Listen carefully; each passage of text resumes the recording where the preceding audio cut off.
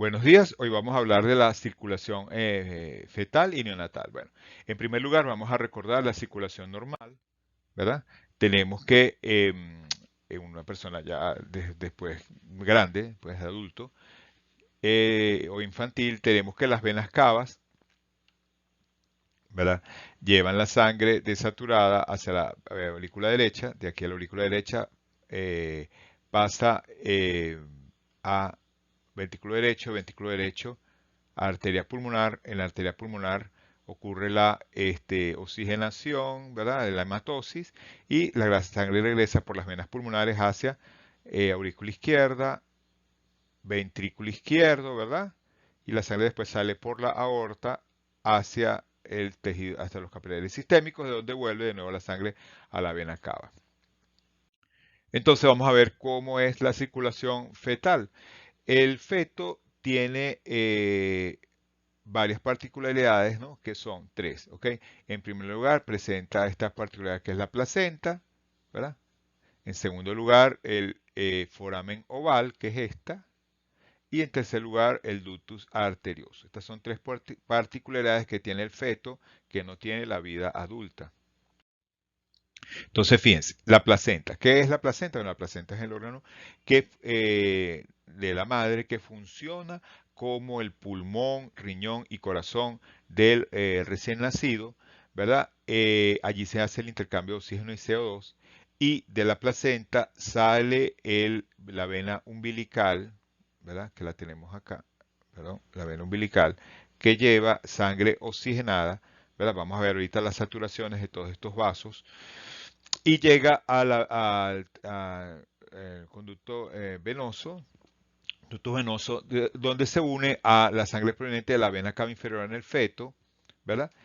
Y entonces esta sangre llega directamente al segundo condicionante que dijimos, que es la placenta, que es el foramen oval, perdón. La sangre está oxigenada, ¿verdad? De la vena umbilical llega al ductus venoso y va, entonces llega al corazón y va directamente hacia la aurícula izquierda, ¿ok? Hacia la aurícula izquierda que está acá, ¿no? Tenemos entonces, la sangre llega entonces directamente de la vena umbilical, en vez de llegar a la aurícula derecha, por dirección de flujo, directamente va hacia la aurícula izquierda, de acá va hacia el ventrículo izquierdo y sale la sangre oxigenada, ¿verdad? Con una saturación que vamos a ver luego, hacia la aorta, donde irriga sobre todo el cerebro y el lado derecho, el brazo derecho. ¿Ok? Y después, bueno, sigue la sangre hacia el resto del cuerpo. Ahora bien, después tenemos, ¿verdad?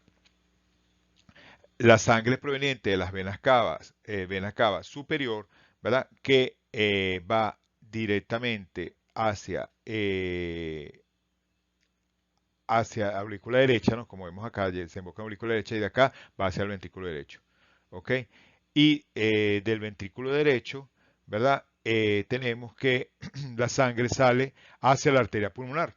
Y en la arteria pulmonar tenemos, aquí, vamos a ver, vamos a borrar aquí, ajá, da la sangre a la arteria pulmonar. Y en la arteria pulmonar, ¿qué sucede? Que la sangre se consigue, ¿verdad? Con que el feto, el recién nacido, ¿verdad? Está lleno de líquido. ¿No? Y por otra parte, la arteria pulmonar hay aumento de la vasoconstricción por el ambiente bajo de oxígeno y de CO2 que tiene el feto dentro del útero. Entonces hay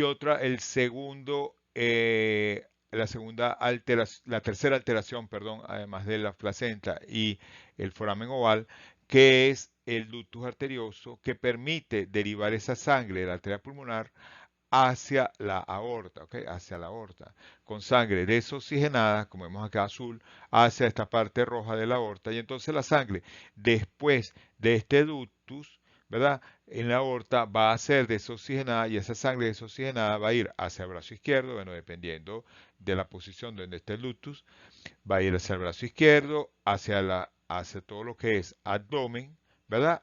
Y va a originarse de acá las arterias umbilicales con sangre desoxigenada que va de nuevo hacia la placenta.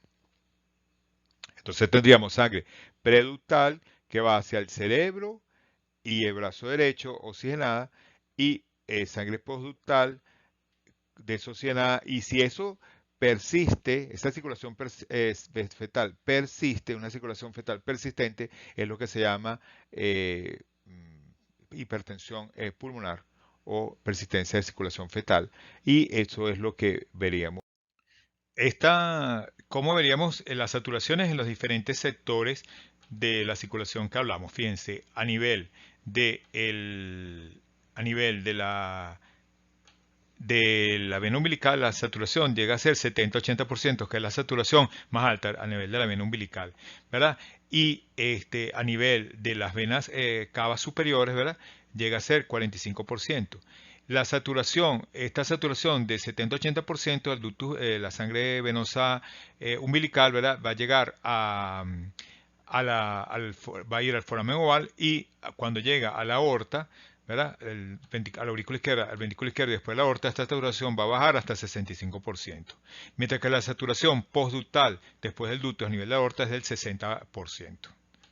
¿Qué ocurre en el nacimiento? Bueno, al nacer, el bebé pasa por el canal de parto y esto comprime el pulmón y hay salida del el líquido pulmonar, además que se estaba preparando el pulmón en la parte final del embarazo, eh, estimulándose la bomba sodio-potasio ATPasa que reabsorbe el sodio y también el líquido pulmonar rico en cloro por el aumento también del esteroide prenatal.